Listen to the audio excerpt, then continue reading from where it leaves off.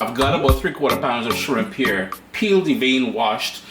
Medium shrimp, but because I cannot find small shrimp here in Canada, raw, mind you, I can find cooked, previously cooked, frozen, small shrimp, but not raw. So what I did was I cut them up into smaller pieces. So some of them I left whole, some of them which were big, I cut it into like maybe half or so. Peeled, deveined, washed with the juice of a lemon and water. We're gonna go in with some salt, just a tiny bit more salt. What I also want is some black pepper.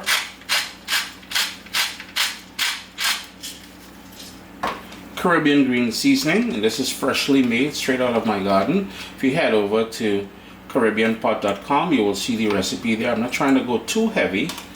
And I also want some anchar masala. Again, not too heavy.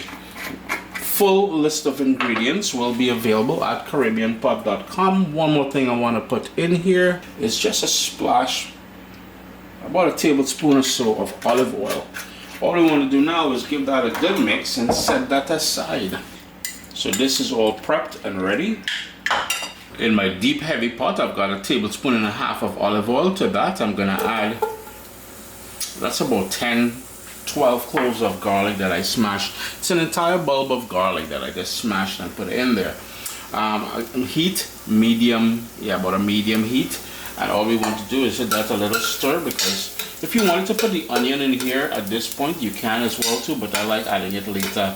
I just want to flavor the olive oil with that garlic. Now you can use any oil you prefer using, vegetable oil, corn oil, coconut oil. It's totally up to you. Avocado, sure. Walnut, yeah, maybe the walnut might change the flavor a little bit, but I like using olive oil, as I said.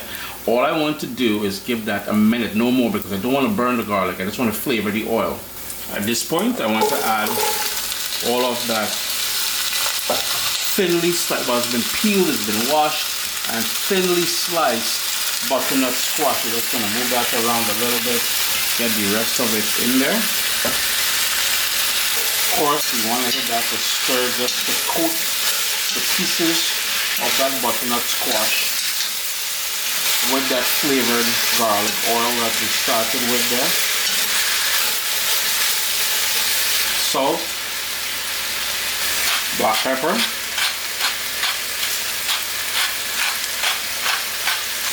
onion,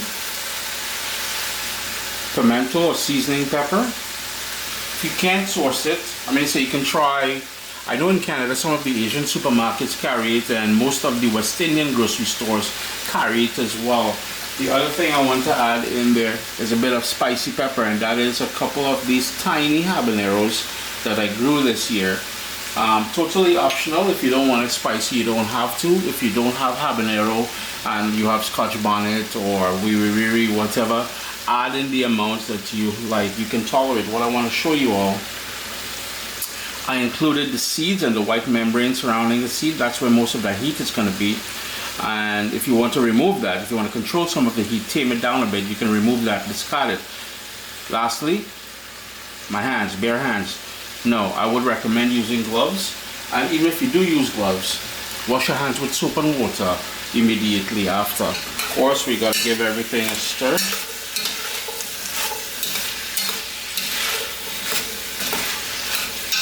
What we're going to do is, if you want to add a splash of water in here, you can certainly do that. But this butternut squash, as with any sort of pumpkin and the squash varieties that you may have available, it will work with just about any sort of squash variety, except maybe not spaghetti squash, but it will release quite a bit of liquid. So you don't necessarily need to add water at this point, but if you want to kickstart it, you can add a couple tablespoons of water. What I do want to add is to complement this natural sweetness of that butternut squash. We add some light brown sugar. Now what we're going to do is place the lid on there, bring that up to a boil. It's going to start breaking down, it's going to start releasing liquid, and I'm going to turn the heat down to medium-low. But before we do, I want to make sure to give it one more stir. We wanted to add some jeera in here, which is ground roasted cumin. I would recommend that as well. It's been about 4 minutes or so. Just want to show you all how quickly it's starting to break down, which is good. But we want to cook this according to Mommy. A good squash or pumpkin must be cooked down dry, and this is going to become, the texture is going to become more of a paste than anything else. Yes, we are making stew butternut squash with shrimp, so we're going to add the shrimp later on. But for now, I'm going to reduce my heat just a tiny bit, and I will put back the lid on there, fully on. You know, sometimes when I cook, I put it slightly ajar. We don't want debreathing it. I'm going to leave it like that for about 10 minutes. I'll stir it every 3-4 minutes, and at that point, I'll decide whether or not I want, depending on how much liquid is there, then I'm going to remove the lid and allow it to evaporate and burn off all of the liquid. It's been about 23 minutes with the lid on. Yeah, I left it all the way on, and notice how nice and dry it's becoming, starting to break down. And what I'm doing is using the back of my spoon to crush it, because I like this, you know, for the most part I like it smooth. And that pimento pepper is smelling incredible in here, boy. And notice when we started, as with most of my videos, I like big pieces of garlic, yeah? So when I'm eating, I can crunch on a nice, well, not really crunch, but I can get a nice piece of garlic in there.